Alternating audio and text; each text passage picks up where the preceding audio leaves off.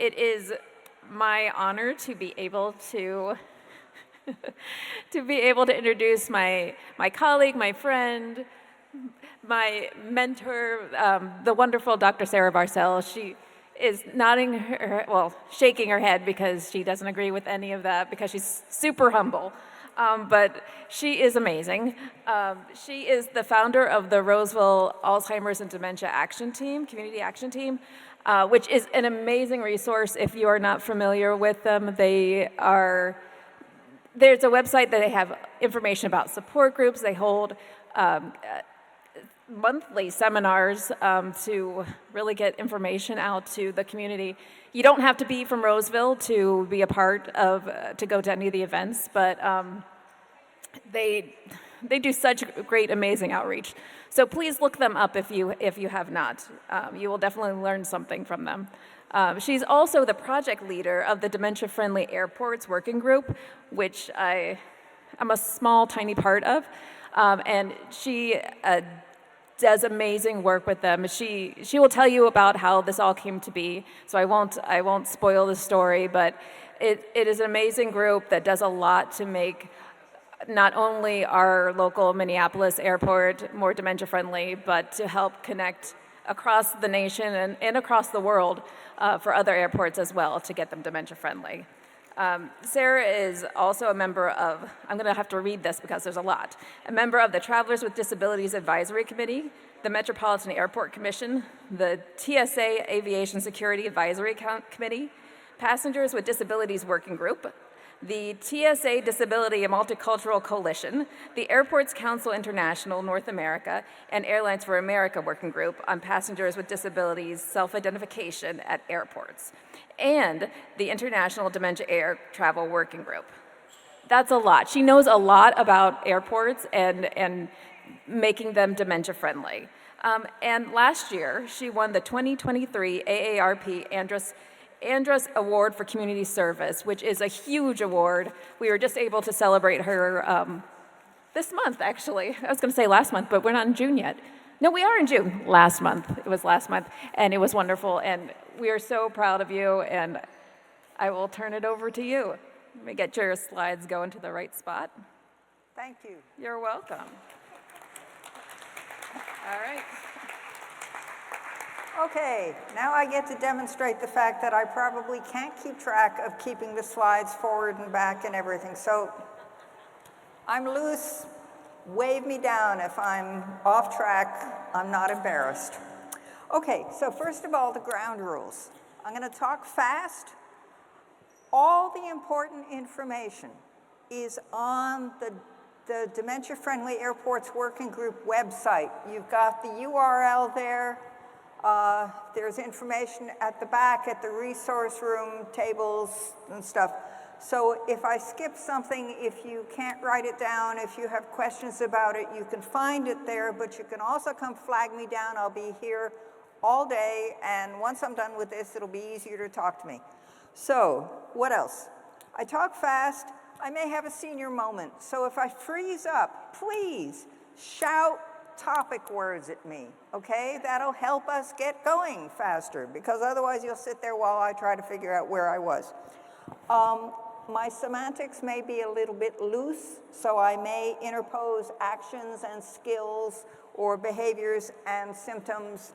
Don't fuss about how precisely I'm using the language, just follow what I'm trying to get you to, okay? Yeah, and then the crux of today's talk are resources and tips for you to have successful air travel, but I'm going to interpose that with information about the Dementia-Friendly Airports Working Group, because we have accomplished a lot and we want your feedback. So please be as critical as possible, all right? Don't tell us, oh, that's really nice, when what you're thinking is, oh my God, why did they do that when this is more important, okay? That keeps us going. So, first of all, I use acronyms. The Roseville Alzheimer and Dementia Community Action Team has an acronym, which is Roseville AD. I'll refer to it as that, so don't get lost there. And then the Dementia-Friendly Airports Working Group has an acronym. We call it DFOG, which will tell you that I probably name things in German and they're not really swift acronyms for people to use, but we're stuck with them. So, I want to know stuff about you before I talk at, and I hope with you. So, a show of hands. Has anybody here ever flown? Okay. How many of you have flown with somebody who's living with dementia? Okay, great. How many of you intend to fly in the future with somebody, okay, and with somebody who's living with dementia? Fewer. Okay. For those who've flown with somebody who's living with dementia, have you been separated from them in the airport? And if so, if you've got a story, find me later and tell me the story. But has anybody ever been separated? Have you lost the person you were traveling with in the airport? Yes. Okay, I want your story.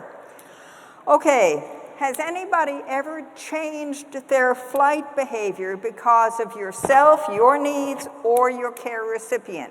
And by that I mean, have you changed the air carrier that you're using, or the type of flight, go from transfer flights to nonstop instead? Or have you changed the time of day? Yes. Or have you changed whether you fly economy or business or first class? So if the answer to any of that is yes, please raise your hands. Yeah, okay, so it makes a difference. And the last question, and if you've got an answer to this, I want to hear it during the Q&A. Well, actually, I left out a question first. So, does anybody book their tickets through the airlines? Okay. And do some of you book your tickets through an online app like Expedia? Okay. Now, finally, if anybody can define a dementia-friendly airport, I want you to give me that definition when we get to the Q&A, okay?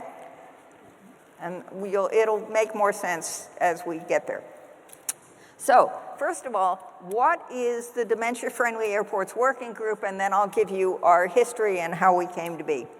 So, we're an unfunded volunteer group. It's an international collaboration of professionals and academics and volunteers in aging and dementia services and support systems. We include present and former dementia care partners and individuals who are living with dementia. We have a very active member who is a lovely gentleman who is quite articulate, and he's living with Lewy body disease. We have, because we're based in Minnesota, we have some members of the Department of Health. They're Deaf and Hard of Hearing Services Department. They participate in our meetings. We have airports. We have people who are customer experience staff or ADA specialists or civil rights specialists.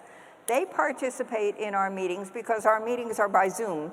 And at the moment, I wrote it out, we've had many airports work with us, and the active ones right now are MSP, Missoula, Montana, Phoenix Sky Harbor, Seattle Tacoma, Denver, and Charlotte Douglas. So we're kind of spread out. And the way some of these people come to work with us is that they hear something from their peers. And this happens especially with the ADA and civil rights specialists. So we've got some people who are really excited about what's going on and want to share information. And we are honored and delighted to have that happen. What else? We have international connections. There's a professor named Ian Sheriff who is at the University of Plymouth in the UK. This guy knows everybody. He's been presented to the Queen. He is involved with Parliament. And he is the dementia king, and he does international stuff. He's been in the Ukraine doing things during the war. He's just all over. And he runs erratic Zoom meetings where people from all over the world call in. By the time we get through everybody's introduction, you've used up all the time for the meeting. But there are people from across the world, and because of that, I got hooked up with people who were interested in dementia-friendly air travel. Most of them are in the UK, some in Canada, some in Australia. So that's how we have those connections. So how did we come to be at all? Because here we are sitting in Roseville, not exactly what you would think of if you thought of the dementia-friendly travel center of the universe. So back in June of 2018, Joe Gogler, whom you all know, was at a meeting in Australia, and he sent me an email. And the email said, "Hey, Sara, I just flew through Brisbane Airport, and Brisbane Airport says that it's dementia-friendly. So what's the status of MSP? And if MSP is not dementia-friendly, why doesn't Roseville AD make that happen?" Yeah, so I thought, okay, well, let's see what's involved. So the first thing that happened was I got hold of the Australian researcher who's the lead person on the work with Brisbane Airport. She's an occupational therapist and a faculty member at an assortment of places in in Australia. Let's try that again. And the bottom line was that she said, "You bet, I'll work with you, I'll connect you with my colleagues and such." And then I got hold of Shelley Lopez, who is a customer experience person at MSP Airport, and she's the person who has been running the Navigating MSP rehearsal trips that happen once a month, and they basically provide desensitization experiences for people on the autism spectrum. So they've been doing that for a number of years, and I met with her and I said, if we developed something comparable for the dementia population, for the caregivers and people with dementia, would MSP be interested in hosting this, working with us? And the answer was yes.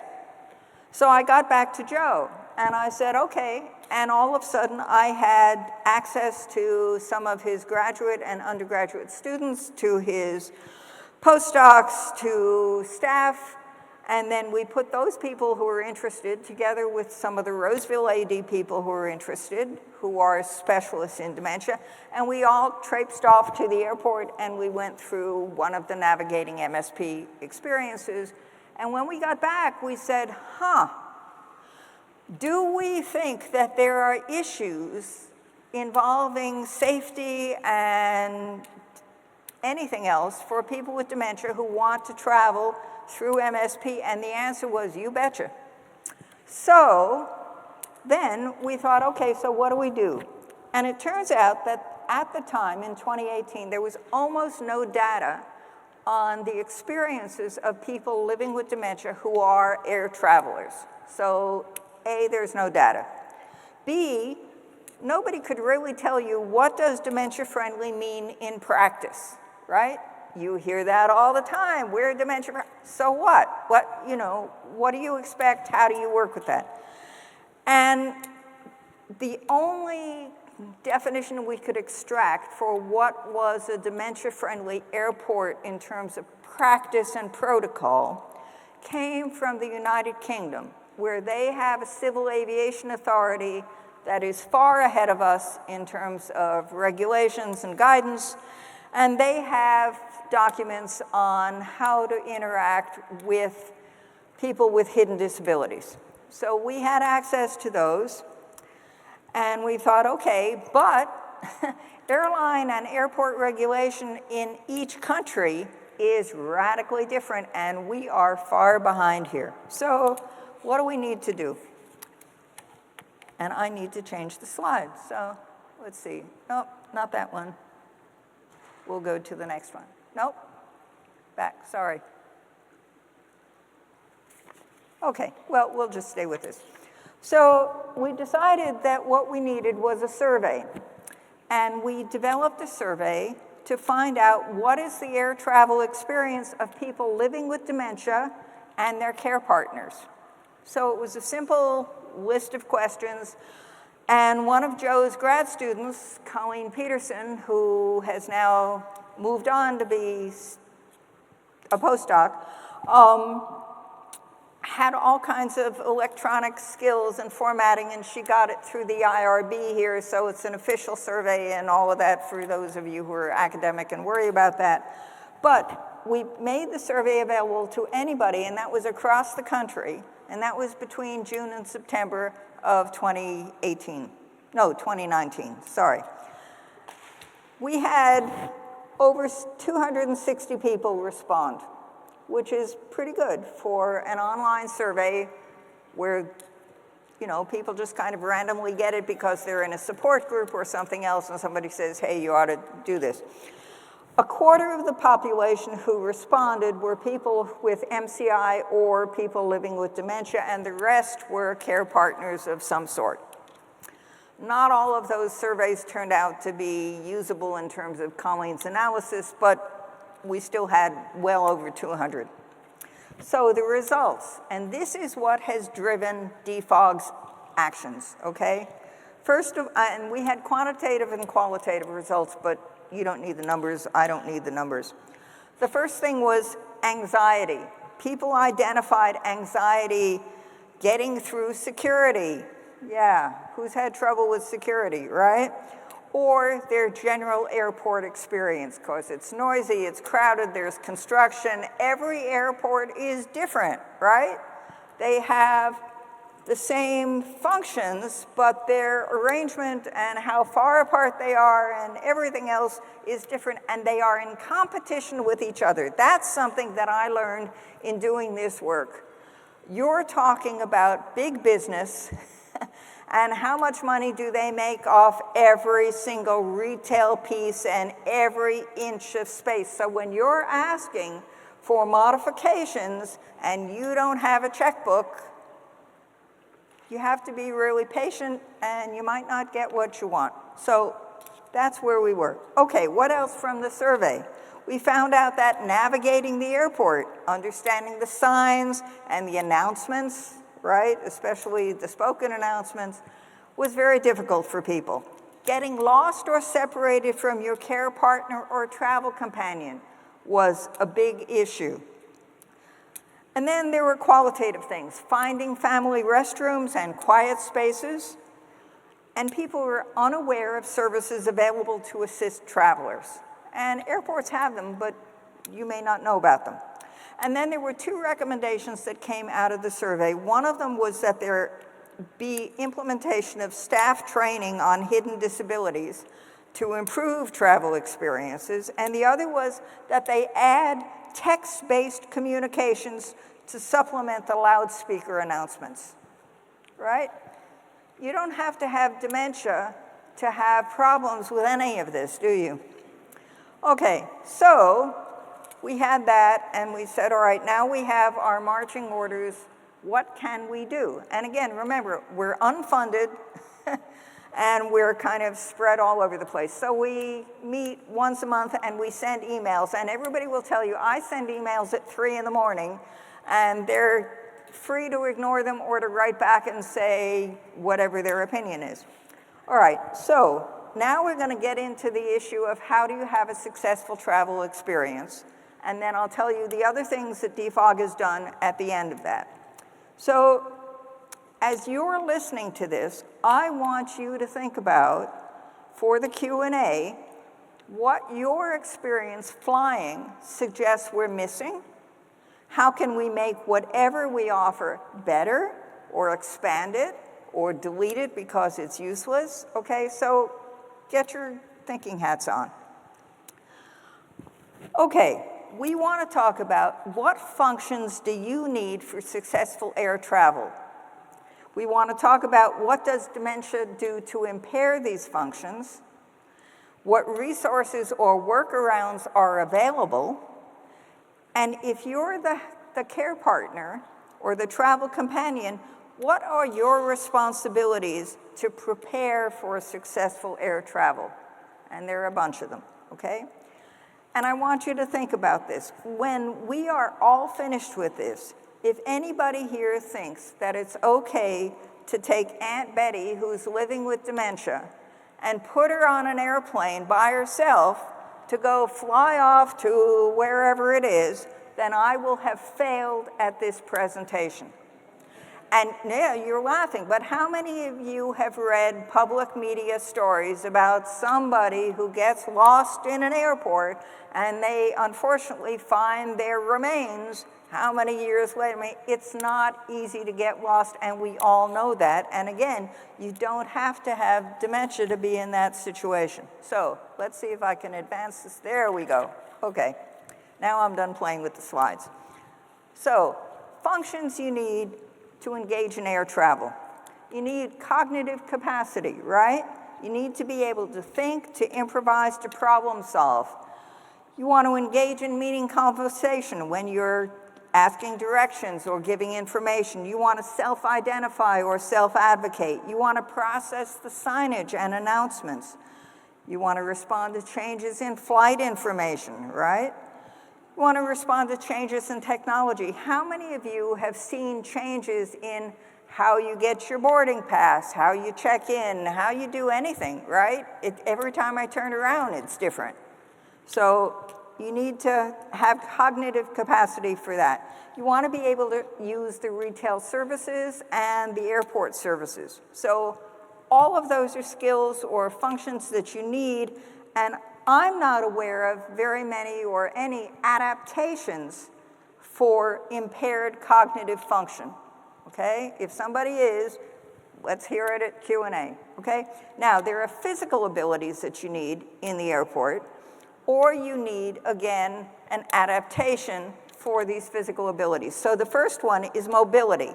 You need to be able to move throughout the airport and on the airplane, or use a device that allows you to do that. You need to be able to travel distance and change levels. How far apart is it from the entrance to a terminal to whatever gate they've put you at, right?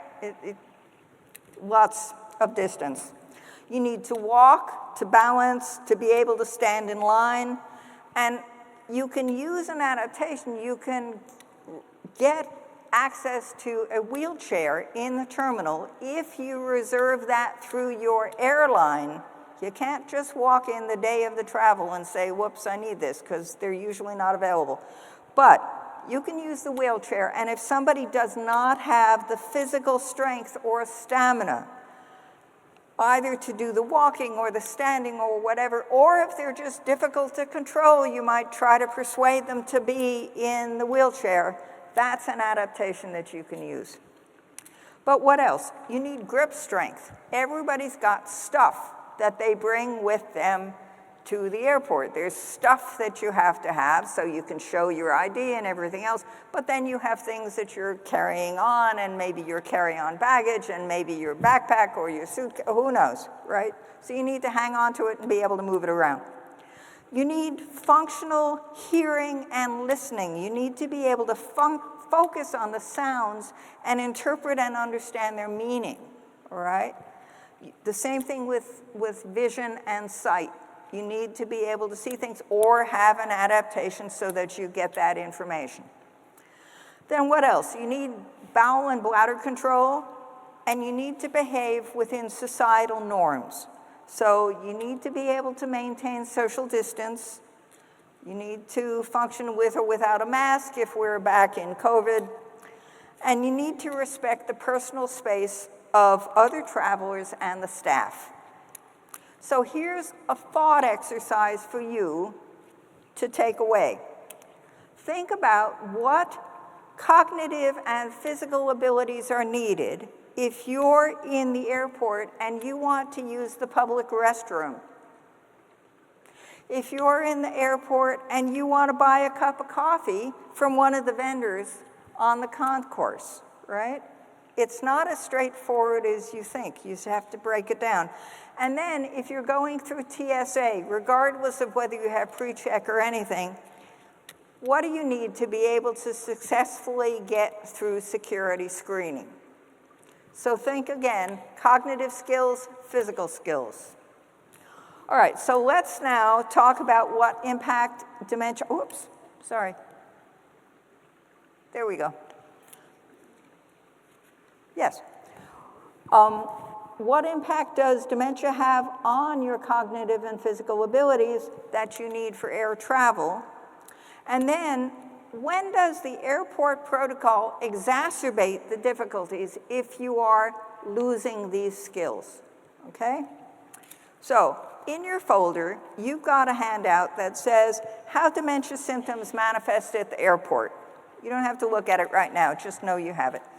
It was constructed based on the 10 signs, right? You're all familiar with that. You've seen it in some variation from Alzheimer's Society or Association or whatever. So we have a member who lives in Phoenix, Arizona, who is a dementia care specialist. She's a nurse, she's a travel specialist, and she took the 10 signs and translated it into how do those symptoms look in the airport. And that's what your handout is. And now we're going to go through these because we're going to talk about, or I'm going to talk at you about how does this show up, all right? So the first is memory loss that disrupts daily life. And you've seen this. It's forgetting recently learned information, forgetting important dates, asking the same question over and over, needing to rely on memory aids. In the airport, the person can forget where they're traveling. They might forget why they're traveling, too. They might seek assistance, but then rapidly forget whatever the answer is. They might forget security protocols. They might ask repetitive questions. Next, difficulty performing familiar tasks. If you forget how to do something that you've been doing your whole life, how does that show up in the airport? Well, think about security. What happens when you go to security? They ask you to take different items out of whatever you've packed them in and put them into all these little bins, and then all these little bins get put on, a conveyor belt, and they disappear from your sight because they're going through X-ray, and then who knows, they're off collected at the end of that. Meanwhile, you are being processed, however it is, to go through security. So you've lost sight of your stuff, and there it is. So when you get to the end of that exercise, you're supposed to repack your stuff. Good luck, right? Okay. So then what else happens? If you have difficulty managing money transactions in the airport, or you might have difficulty checking in or showing your ID or your boarding pass, either to security or to gate personnel or anybody else who asks for it, and then you might have difficulty finding your seat on the airplane. So that's familiar tasks that fall apart. All right, then new problems with words in speaking and reading and writing. What if you forget words or you substitute words that don't fit into the context? It makes you hard to understand, right? And you might have difficulty following or initiating a conversation. So in the airport, you have difficulty following instructions or asking a clear question. You might have trouble reading your ticket or matching the information on your ticket to the electronic billboard for flight information. Okay, then, confusion with time or place. You might have trouble understanding something if it's not happening immediately. And what happens in the airport? How many times do you have to wait for something to happen? You might forget where you are or how you got there. Well, the airport's pretty unfamiliar, so that doesn't help anything, does it? You might become lost in a familiar place, so if you're in an unfamiliar place, what are your chances, right? So, in the airport, if somebody goes off to the restroom by themselves, and that usually happens because your companion is of a different gender, and they go into the restroom, and then they have to find their way out of the restroom and find their companion again. Well, how many of the restrooms, I don't know if you remember MSP a long time ago, but they had multiple entrances and exits. It was really easy to get confused and wind up in the wrong place.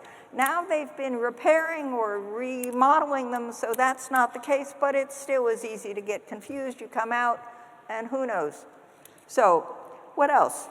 You could sit in the wrong gate area and miss your flight. You could not routinely look at time, so you don't manage your travel schedule. All right, impaired judgment. If you don't recognize a problem that needs attention, you can't really address it, can you?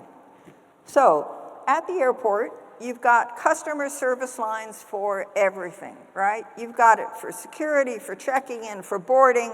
You might have it in the bathrooms because it's crowded. You might have it at a retail vendor. You've got an abundance of places where you have to stand in line. What if you don't remember how to stand in line well, or you cut in front of people?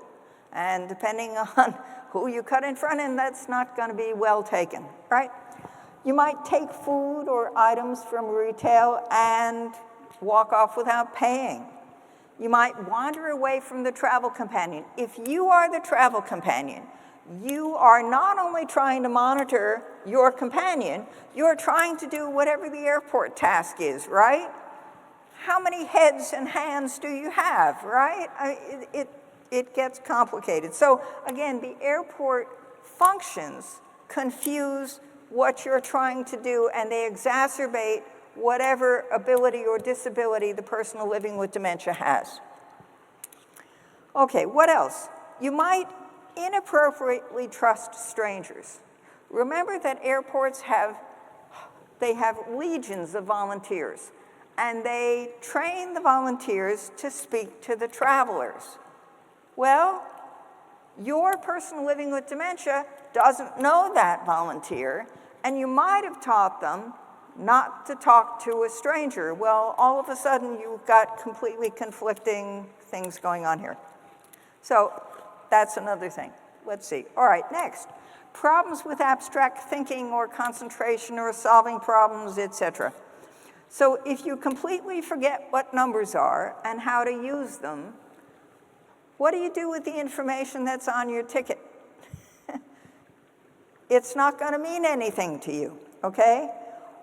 Or you might have difficulty concentrating and just taking longer to do things, right? So again, in the airport, this translates into difficulty using self-check-in, and that's before they've technologically improved it to make it even more confusing. You might have trouble locating the full-service counter. You can't understand how to use airport numbers. You don't refer to your ticket or the gate number or anything else. And if you miss your flight because they've changed the gate or the concourse, how do you have the capacity to redirect yourself and get to the right place in the right time, right? So there's all of that. Okay, then, misplacing things and losing the ability to retrace your steps. Well, again, we've talked about you've got a lot of stuff with you. At the airport, it's really easy to leave some of this stuff, you can fill in which, in the security area. And again, why? Because they're having you take it out and disassemble whatever your organization is, and then you're supposed to reassemble it later at the end. It's easy to forget something. It doesn't matter who you are, right? What else? If you go into the gate area or the bathrooms, sometimes they've expanded the stall, but not always. So what do you do with stuff that you've got with you, right? And then you've got the announcements telling you endlessly, if somebody gives you something, blah, blah, blah. So it can make you crazy. All right, then what else? Retracing your steps is difficult. The concourses are complicated. They have a retail mix. They have air travel gates. They've got multiple entrances to different bathrooms. And then they've been adding, at least at MSP now, they're adding exhibits. So there are all kinds of beautiful art exhibits, but you're trying to get from A to Z on the concourse. And now they have something with movies as one of their exhibits. So it's very easy to have difficulty going where you're supposed to be. And that's for those of us who have all the parts working. And if all the parts aren't working, it's more difficult, right? Okay. And then if you can't retrace your step and locate whatever it is, you might accuse somebody of stealing these items, and we all know that's not going to be well taken. So next, you might have changes in your behavior or your personality. So you behave out of character, you might have severe mood swings, all kinds of things can happen. You live with people who are living with dementia, you can fill in all the blanks here. So at the airport, you might become agitated waiting for the flight to board. Why? Because there's too much noise and there are a lot of passengers. Airports, remember I said real estate competition at the airports. Real estate costs money. They don't want to allocate moneyed real estate value to quiet spaces. So how many of you have been in an airport that has any quiet spaces? On the concourse? A few of you, okay. Was it on the concourse where your gate was, or just someplace back, someplace else that wasn't really convenient, right? Then what else happens? There's the idea that you can use quiet space and a sensory room, which is for the autism spectrum population, that you can kind of roll that together and use it all for a broad spectrum of people. It doesn't work very well. So it's important, something to do. If you come across an airport, wherever it is, and they have very little quiet space or none, but they have a sensory room and they say, oh yeah, you can go sign up and use the sensory room. Tell them that it doesn't work, okay?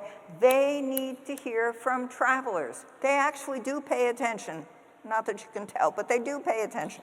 Okay, so let's jump ahead. Trouble understanding visual images and spatial relationships. So as you develop dementia, you may have problems with vision and depth perception. You may have problems with movement, right? So you have an increased risk of falling. You might have trouble recognizing faces, and you have problems with balance. So how does that translate? All the airports. Who's been in an airport that does not have a highly polished floor? Yeah. It's easy to maintain, therefore you polish it like crazy, right? Missoula, Montana Airport just built a new terminal, and they are modifying the level of polish on the floor. They understand, but they still have constraints. Okay, so that's a problem. What happens with all these shiny surfaces? Somebody doesn't recognize themselves in the reflective surfaces, but it's disconcerting because they see someone in the surface and maybe they're familiar, but maybe they're not, so you've got that as a problem. And then you've got polished floors or decorated floors with dark patterns, and the patterns may appear to somebody with visual perception problems as holes or as snakes. Well, if you're walking down the concourse and suddenly you think that there are holes in the concourse or there are snakes in the concourse, are you going to keep moving? I won't. So that's an issue, and the airports have to, it's a design issue for the airports, and they are slowly listening to that. Again, you're the travelers, make noise. Okay, what else? People are unable to use the airport monitors, or they don't know they exist. They have difficulty wayfinding with the signage, and because of the impaired vision perception and balance, what happens if they're trying to use people movers or the escalators, right? It's difficult, if not dangerous. Okay, now, the last of the 10 signs. Withdrawal from work or social activities, loss of initiative. Well, you know what that looks like. And in the airport, they're just apathetic or disinterested if airport staff approaches them, and they may take longer to get to the gate or the baggage claim or whatever they have to get to. So those are the 10 signs translated into airport behaviors. And then additionally, as your dementia progresses, you may have any of the following. You may have hearing loss, more impaired visual perception, mobility impairments, loss of strength, or incontinence. So none of that is good. And here's a list of what to worry about, right? We're talking about planes. So what can happen? What could go wrong? You can get lost or separated from your travel companion, and you can do that again. There are multiple entrances and exits in every single airport. You can get onto intra and inter-terminal transportation like that, right? MSP has, their light rail and all kinds of other, you can wind up in Kalamazoo and nobody would know, right? And the same thing, you can wind up on transportation that will take you out of the airport. So that's a really big deal. Signage and wayfinding difficulties. The airport's noisy or crowded. There are problems with the bathrooms. There are problems walking distances or standing, social distancing, using masks, carrying items, difficulty getting through security. I'm just going to read these to you. I know you know how to read, but I've got a longer list. Losing documents. What if you miss your flight? If it's delayed or rerouted? If it's necessary to stay overnight in the airport? That's an issue, right? What about extra clothing? Any of this can stimulate anxiety, agitation, hallucinations, and then there are additional things that happen, okay? So you're in your flight, you're sitting on the runway. You've either come into the airport or it's waiting to go out and there's a delay. You can be kept on that flight for 3 hours before they let you off. Well, that's not going to go very well, is it? All right, what about in-flight turbulence? We hear more and more about that. Climate change is now impacting in-flight turbulence. Well, that's not going to do well for anybody, right? And then you have stories about the behavior of other passengers. Not everybody is well behaved. And then finally, we've got stories about planes falling apart. Who wants to fly on one of the Boeing planes when it's going to fall apart? So think about all of that, okay? So the conundrum becomes, whoops, I didn't change it. What can you do to manage these challenges? Because the conundrum, we know from our survey that people living with dementia really want to travel. They travel for vacation, for family gatherings, for special events, to visit family and friends. They might have business transactions, some people who are not heavily impacted yet. They might have medical procedures. They might want to relocate, right? So there are reasons that there's a large population of people in the dementia spectrum in terms of how far impacted are they and which variation of what do you have, but people are traveling. And we've just identified all the things that can go wrong and more that you can worry about. And we're reading research which says, oh, but travel is good for people living with dementia, and now they're developing dementia-friendly destinations. Believe it or not, but so how do we manage these challenges? And now this is the meat of what you can do, okay? Yeah, we're doing okay on time. So, preparations before booking a trip. First, you need to consider the needs and behaviors of the person living with dementia. Are they traveling alone? Is this Aunt Betty or somebody who's really functional who's traveling alone? Think about that, okay? If they cannot self-identify and advocate for some degree, they need to have a companion.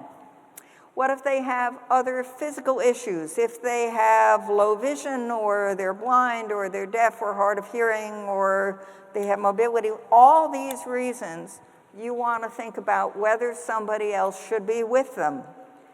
And there is a law, and the law says a passenger is required to travel with a safety assistant who can be a personal care attendant or a travel companion. But it's somebody who is physically able to assist with the following functions if the person with dementia or whoever else cannot perform these by themselves. If a passenger has cognitive or developmental disability so severe that they cannot comprehend or respond to safety-related instructions on the plane, Okay, remember, we all get on the plane and you've got some flight attendant who tells you stuff and they buckle a seatbelt and everything. But you need to be able to respond to what they're telling you even if you're not paying attention to it, right? Okay, then the passenger might have both a severe hearing and vision impairment. And again, they don't have a way to communicate with the airline personnel, so they cannot respond to the emergency instructions.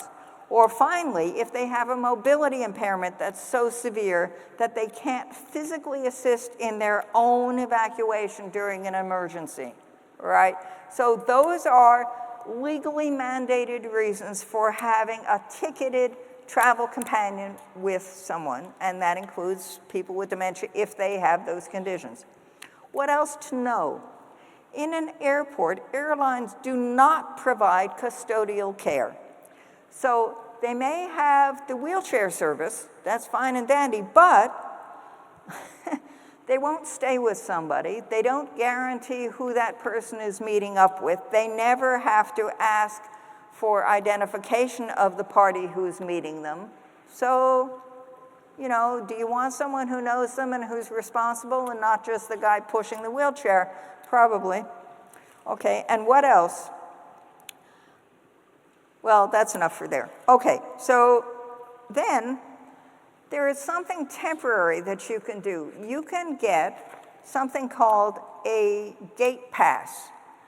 And that is not guaranteed, but it is when an airline, if you go to the airline and you meet all the conditions, you can get permission for somebody who's not ticketed to accompany a person who has a disability or is in the military from the terminal to the boarding gate, or alternatively, they can meet them at the arrival gate and then accompany them to baggage claim and hopefully transportation. But again, that is not a guarantee and it's a temporary fix. So if you're responsible for somebody who has dementia, I wouldn't count on this. What else can you do before booking a trip? All right, first of all, you're going to be going through airports. You've got a departure, you might have a connecting, and then you've got an arrival airport. So you want to know what services are available at the airport. How do you find out? Airports have websites, and the websites are easy and they are updated all the time. They have information about flights, what airlines use the airport. They have maps, so you can find out the location and the number of family or single user restrooms with or without adult changing tables and a hoist. You might need that. You can find out if they have quiet areas and where are they located. The animal relief areas, nursing areas, a whole bunch of stuff. It's all mapped out, and you can find that on the airport website. You can find out about accessibility services. Now, I'm just going to mention a couple because MSP has these, and they really are wonderful. They have something called Meet and Assist at MSP. It is a one-to-one assistance from the terminal door all the way to the boarding gate. It is by donation. You have to sign up for it in advance. So again, several days before you're traveling. But it is a wonderful free service, okay? It is not the same as the meet and greet services that you may see if you look online. Those are high-end services for people who are going who knows where, and they cost a fortune, and they don't address the issues of somebody living with dementia, okay? But these are trained volunteers who can help you. So know about that. MSP has rehearsal trips. Again, this is the Navigating MSP. You can try something like that if you want to practice. They have all kinds of other things, and the airport website will tell you whether or not the airport participates in the Hidden Disabilities Sunflower Program. Okay, and I'll talk about these in a little while, so I'll wave them around now you know they're here. What else? You want to investigate the airlines for their accessibility services. You want to know if they have nonstop flights wherever you're going, but you want to know what services does the airline provide in the terminal. Not just the wheelchairs, but they have other services. So that you find that online. What services are available in flight? You find that online. And they will tell you what they do and what they don't do. So that's really information that's very important because, for instance, they will help somebody open their food and drink, but they won't help them actually eat it.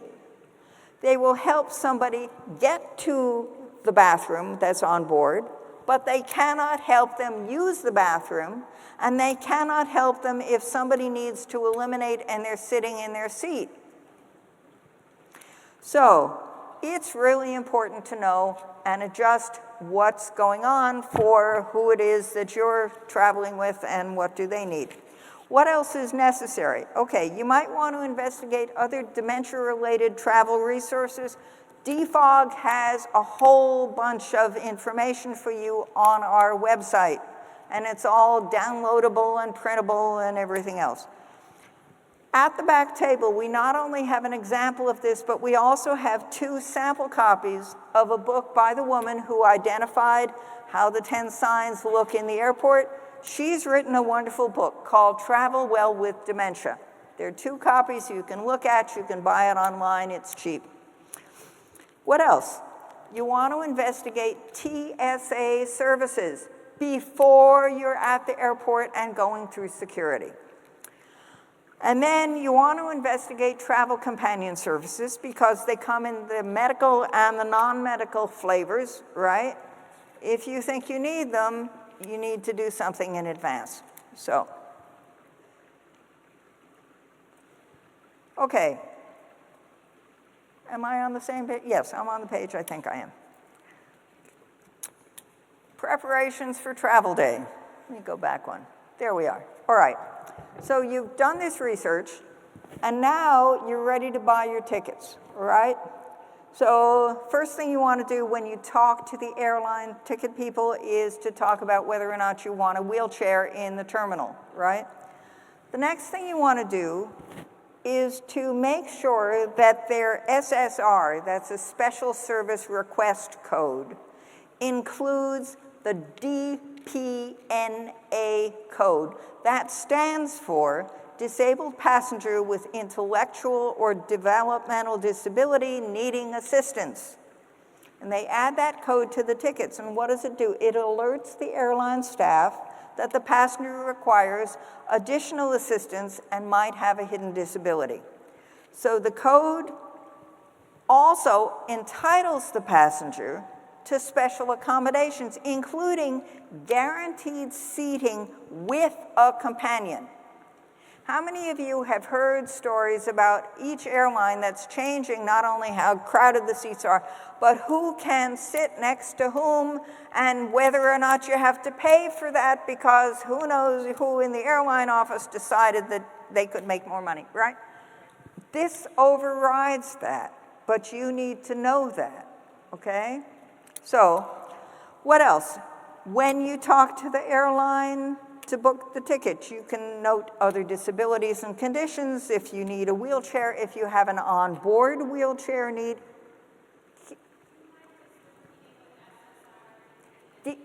Yes, DPNA, and that's also on the website. It stands for Disabled Passenger with Intellectual or Developmental Disability Needing Assistance. Is that clear? Okay. What else? Having this code entitles you to early boarding, again, something to do with your seating assignment, and then you also want to tell them if you have food restrictions or selections or, what is it you want to eat if you think it's food, etc. Then what we do not know is if you book your ticket through an online app, can you get this information put on your ticket? And we just don't know that. So if you're using an app, you might want to make sure before you book the ticket and pay for it because this is really information that's important. Okay, what else do you want? You're preparing for travel day. There are identification and emergency contact cards. The sunflower lanyard, I'll talk about that again in a minute. There's a TSA notification card that you might want to use, and there are self-made, self-produced emergency contact cards, okay? So we'll get to those. So let's talk about TSA for a few minutes. Whoops. Yes, I just have more on my page. Sorry. Okay, first of all, TSA Cares. This is a helpline. You contact them before you are traveling because they provide information on security procedures that are aimed to help passengers with disabilities or medical conditions or people who just need additional assistance to better prepare for the security screening. So this is a helpline to give you information to prepare to get through security. It's in advance, okay? And it minimizes issues during security screening. So if you tell TSA in advance that you have medication or equipment that you need to carry with you, or you have a special accommodation or need, they will know that before you get to screening, so it should make it go more smoothly. That's not a guarantee, but it's a should. You also use the TSA Cares helpline to request a live person to help you during screening. The live person is a TSA officer called a Passenger Support Specialist, PSS. These are TSA officers who receive specialized training, including how to effectively assist and communicate with people who have disabilities or medical conditions, or who might need other modifications. Now, think about this. How many disabilities can you think of? Right, a lot. If you're trying to train a TSA officer to be a passenger support specialist, what are the chances that you're going to find one who's been trained in how to assist someone with the disability of the person that you're traveling with? Not so good, right? So you may get somebody who's, maybe they're a relative of someone who has the same disability and therefore they're informed, but maybe they're not. So you can have expectations, but you, again, don't have guarantees. Now, I'm on a national TSA committee. They are starting to develop this training, and we are screaming at them that they need to be talking to the individual advocacy groups for each disability so that they get that information. And DFOG has buried them with paperwork and suggestions for what to do for disability training for people living with dementia. That's, you know, you can scream, you don't have a guarantee. So, okay, that's what you want to do, preparation for travel day.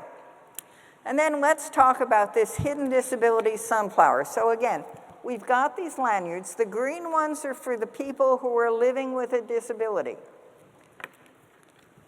The white and green ones are for supporters.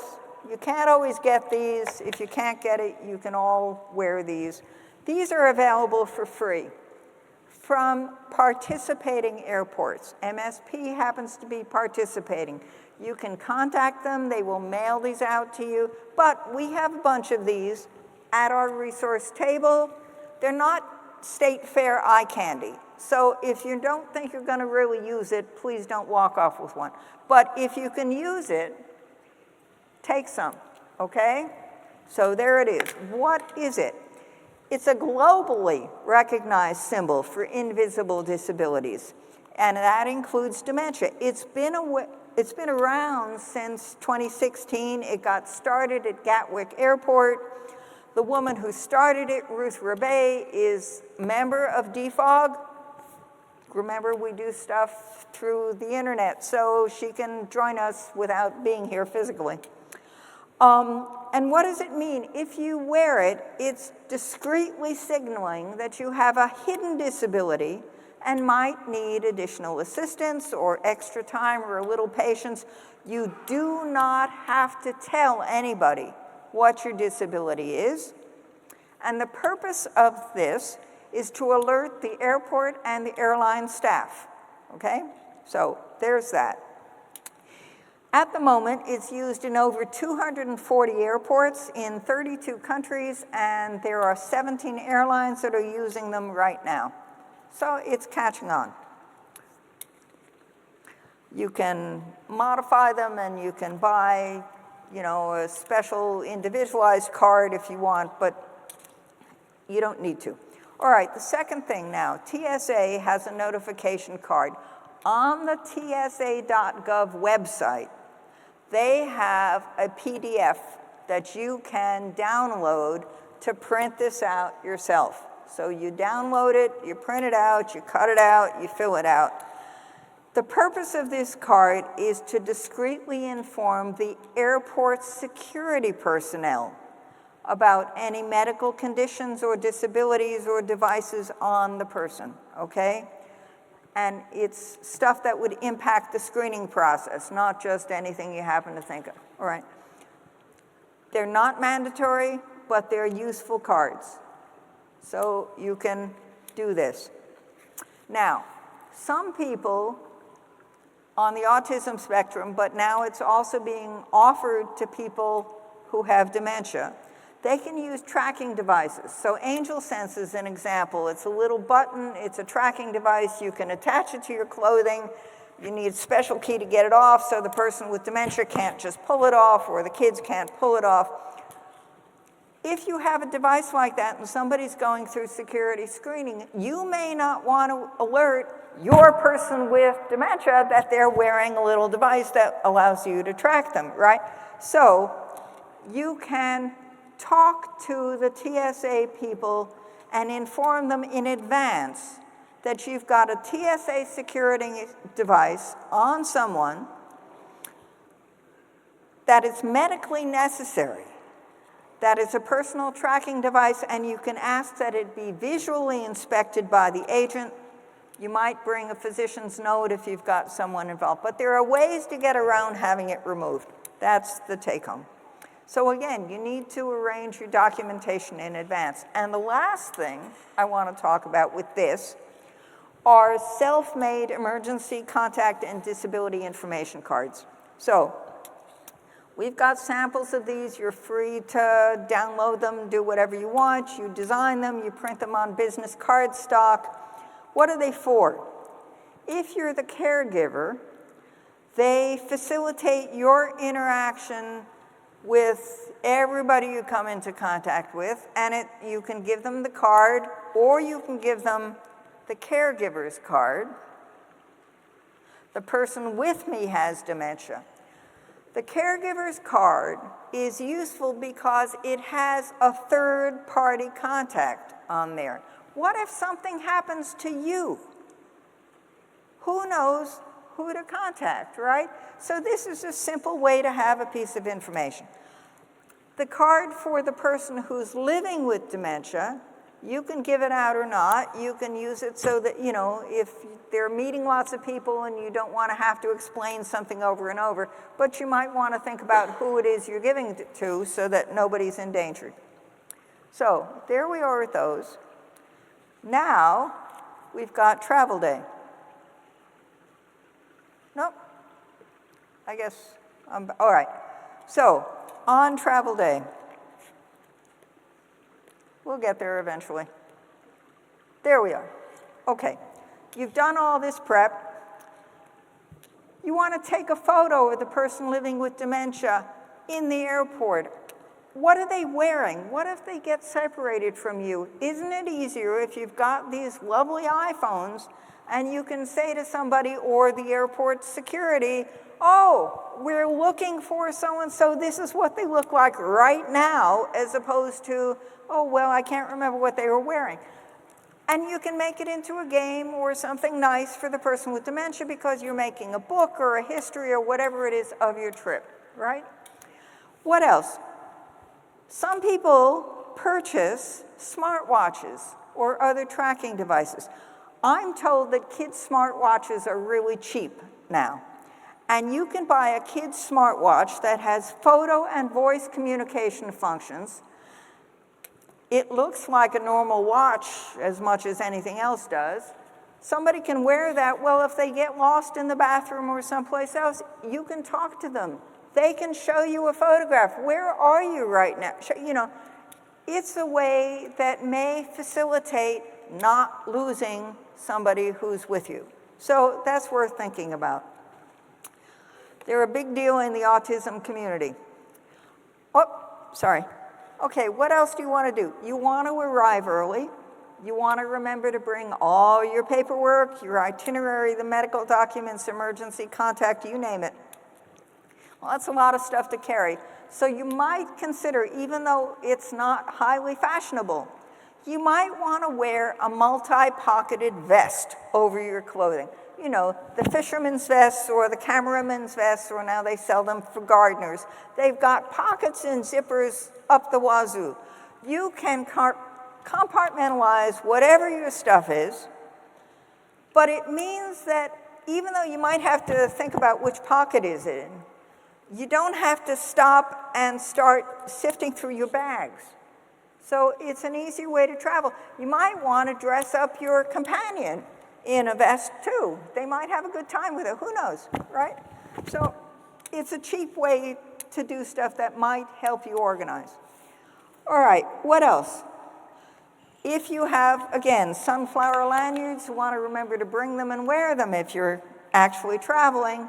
And then you want the favorites for the person living with dementia, right? You want to occupy them in the airport and on the plane. So what might that be? Favorite snacks, maybe a weighted blanket, sound-canceling headphones, a music playlist with headphones, books, games, stuffed animals. At the Family Means resource table, they have one of those lovely mechanical cats. I asked them about bringing that on the airplane, and it sounds like you have to take the batteries out of it. That's a different issue, you need to ask. But it still is somebody's favorite cat that they can be occupied with, right? It just might not go through its whole regimen of behaviors. So you might think about that. You might want extra clothing, and you might want incontinence pads.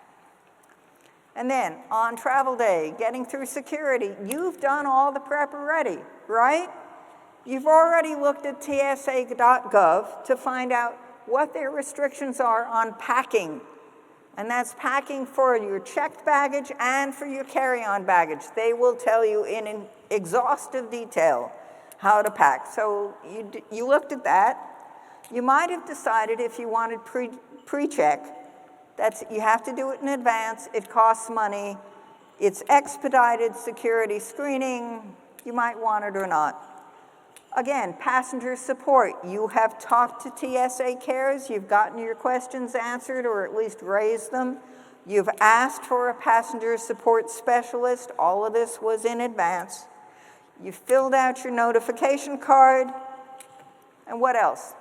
TSA.gov, someplace on its website, has information about screening protocols for passengers who are 75 or older.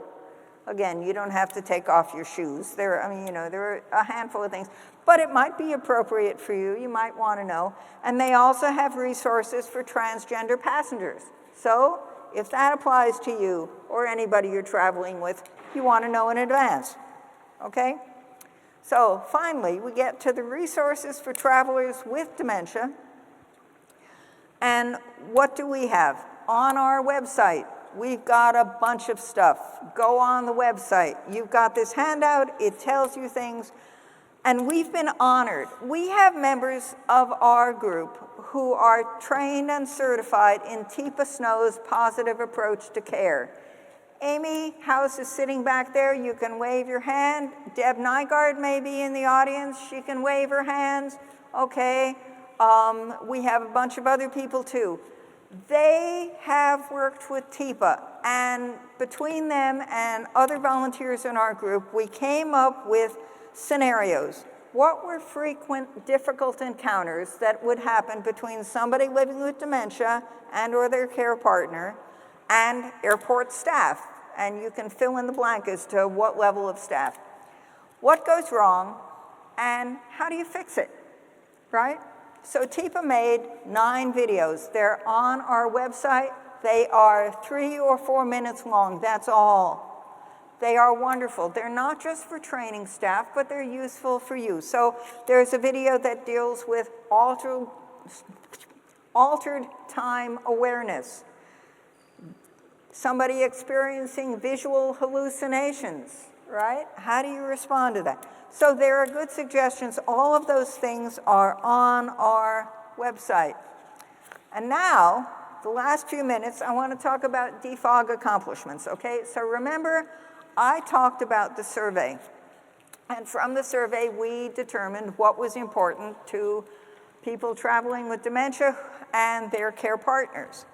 And what was one of the major things? Don't separate me from my care partner, right? So,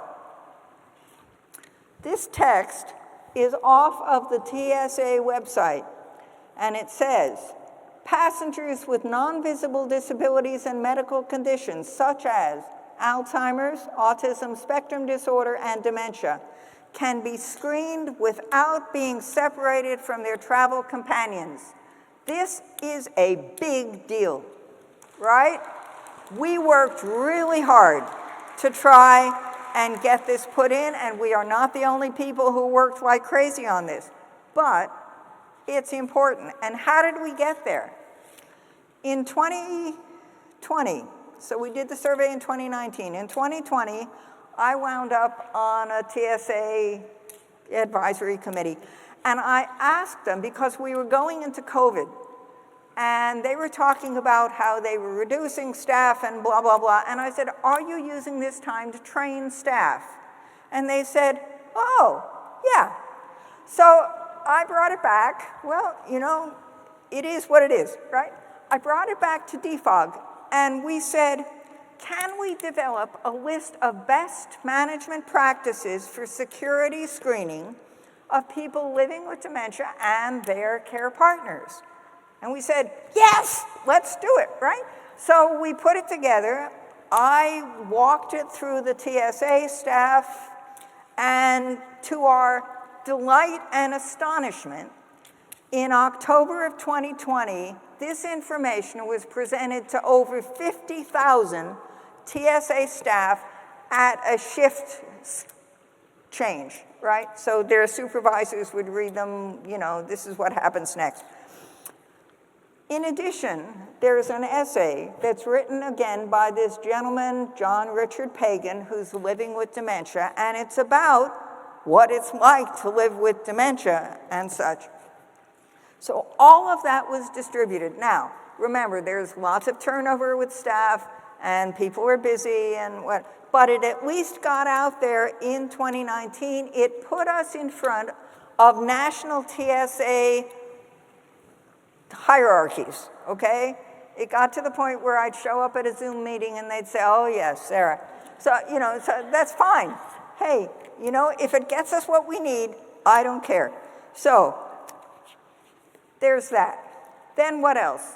We've already said that on our website, we've got resources for you. Then we have resources not just for you, but we have resources for the industry, right? What did we talk about from the survey?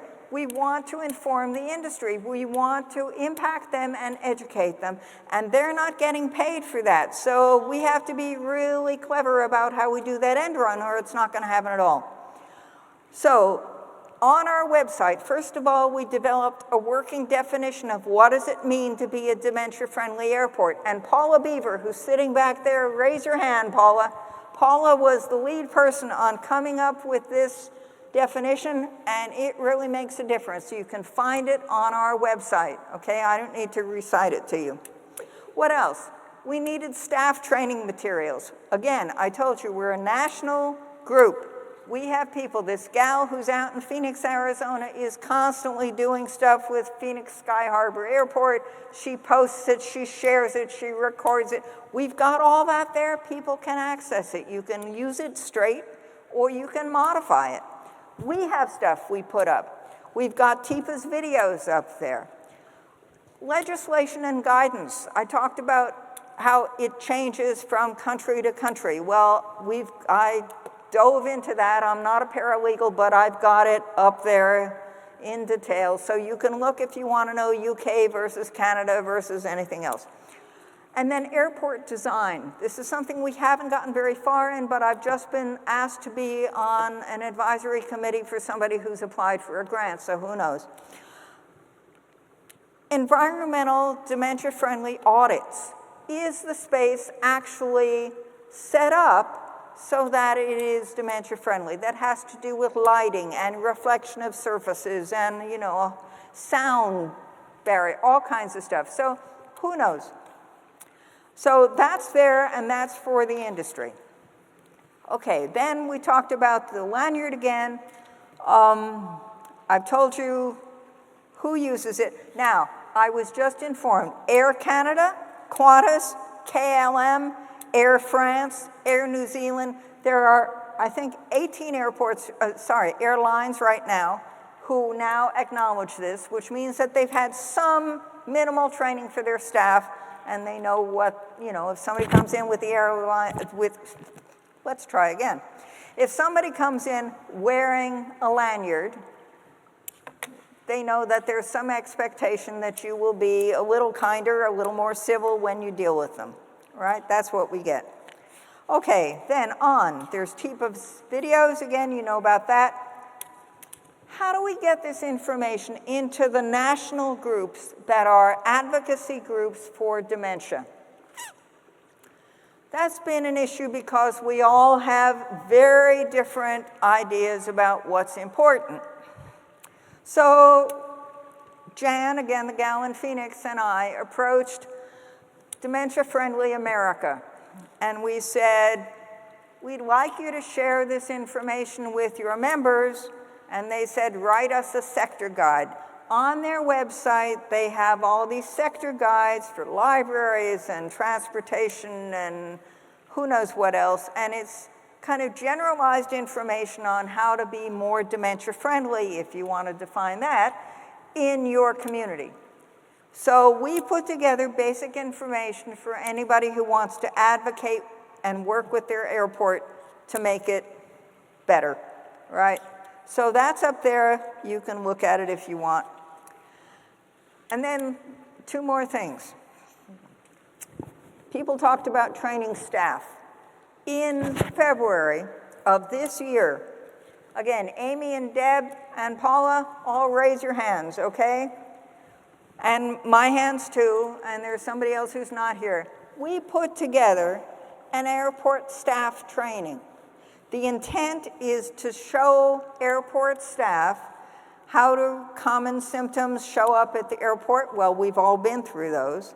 And what are positive ways that staff, airport staff and volunteers can interact with air travelers who exhibit these behaviors, and in airport terms, to enhance their customer experience. Okay, so that covers everybody's needs.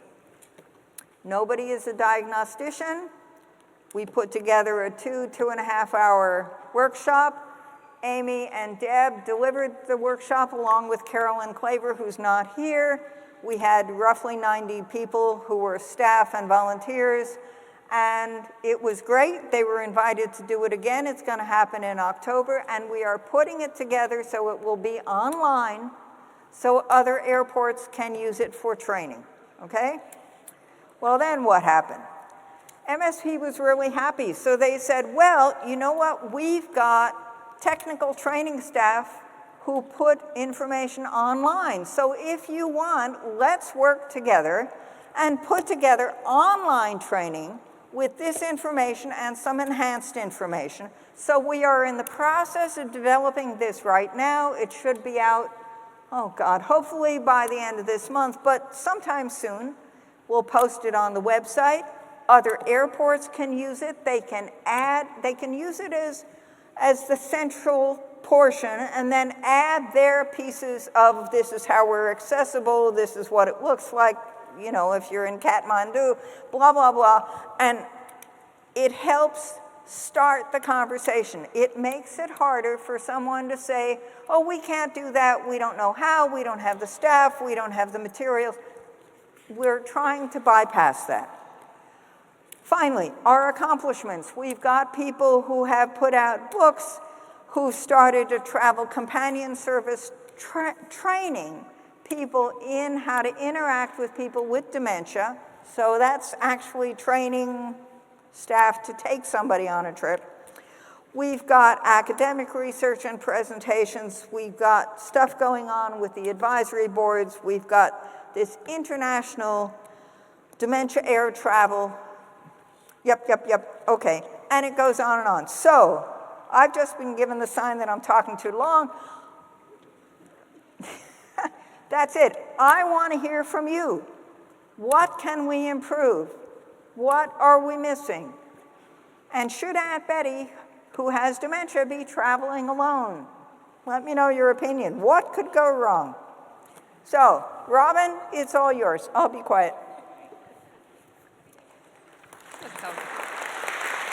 Well, thank you. Thank you. We have a lot of questions for you and not much time. So what we're thinking is that you could, you're I'll here. hang around. I'm yes. here. So Sarah's here, so if we don't get to your questions, she could be here to answer, and online as well, we can get those questions answered for you as well. Okay, so there is a lot of comments here, and I just want to read them out real quick, just because this might be helpful for everyone. Someone was saying like a tracking device, like an AirTag, is pretty inexpensive and at the stores, and that's something that you could have for your person that would help with keeping track of where they are. Someone also used a fishing vest when traveling. They say they used alphabetical order to help them keep track of what was where. So just kind of like this idea of having things on them was helpful. Because as you mentioned, Sarah, there are tons of things that people have that they have to put back. Somebody else made a comment that seat assignments are important. And that was something the story is at one time my husband was seated in row 22 and I was seated in row 24. Everything went well until it was time to leave the plane, and he left. He disembarked before her. So that was not great, but he was waiting for her in the waiting area, so that worked out. Okay, question. What department do we ask for the airport to get the sunflower lanyard? Oh, okay. So if you go on to the airport website, MSP or any other airport, if they participate under their accessibility services, they will have something that indicates that they're participants in the Hidden Disability Sunflower, and then you click on that and it will take you to who and how you contact them. The other thing would be to look for the customer experience staff at the airport. Okay? Excellent. Another question, have you encountered or know what one would do in a situation where the caregiver has pre-check but the care partner does not? This happened to my husband and I, even though we both had global entry. Yeah, all right. I don't understand very much about global entry. And all I know from what I've been told, and so this is anecdotal, is that if you're going to use pre-check, you all need to have pre-check. And if you have somebody with a gate pass and you have pre-check but they don't, you can't use pre-check. You have to go through general. So it's sticky. What I would do with that question would be to actually call tsa.gov, one of their, whichever phone number they have, or send it in and just say, tell me what to do. Okay? Excellent. Another question, on any given day, how many people with dementia are traveling through MSP? Any idea? No clue. Well, and think about it. How would you get that data? Because people don't self-identify, right? Right. I mean, if you don't have to, you don't tell anybody anything, right? I mean, no, I'm serious. So you don't tell them if you have a cold or a sore throat. Why are you going to tell them that you have dementia? Right. Yep. And a lot of people with dementia don't want to use something like this because they don't want to be identified. So it really depends on what your view of self-identification is, what your view of privacy is, how much assistance you think you might need. It becomes a risk assessment. Is it better to violate your privacy but to have better treatment for something, or the other way around? You decide that as individuals. Fortunately, none of this is done. I mean, it's not required. So. Go ahead. Okay, a question from the in-person audience here. What's the advantage of the emergency contact and disability info card rather than having that information already on the Sunflower lanyard? Maybe thinking about a way to simplify or if there is a difference. It's really up to you. I mean, I'm looking at the back of the Sunflower lanyard, so it asks for first name, family or guardian contact, family or guardian number, and any special assistance needs. So you might find that you're comfortable with that and that's enough information. You might think that you want to have 35 phone numbers on there because somebody else might not pick up. It's completely up to you. We're just making suggestions so that you can find what is most comfortable for your situation, right? Thank you. And what can we do to make sure that dementia-friendly airports benefit persons living with dementia equally across races and different socioeconomic statuses? Is the question specific to DFOG or just specific to all the airports? I'm going to take it as all the airports because DFOG is doing the best it can to accommodate and welcome anybody from any place. Okay, and I'll just leave it at that. In terms of the airports, that's a really hard one, okay? I mean, because all airports are different, and again, depending on what the regulations and guidance are, they're different. With respect to the US airports and TSA, the committee that runs all these discussions that I'm on, and it's the same committee that said, yes, we'll publish the TSA best practices information. Their latest title, and they keep changing it, but it's basically disabilities or medical conditions and multicultural. So they have people who are making the case for religious observance, respect, and not asking people to take off bangles or not asking people to remove whatever other piece of clothing or if they're carrying a staff or whatever. So they are trying to be aware of that, and then that filters slowly to the TSA agents, and then maybe it will filter to the rest of any particular airport. It really depends on who the staff is. You know, it's kind of like the rest of society.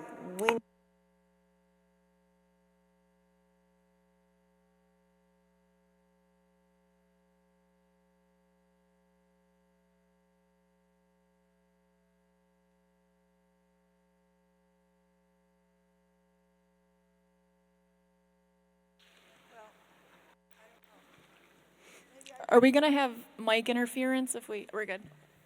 Here, I turned it off. That'll help. Okay. Anyway, we need to all do better with everybody, and that's all I can say, so the airports are no different. What is important to know, though, is that a lot of what we argue for and a lot of our suggestions are applicable to a much broader swath of the population. We're an aging population.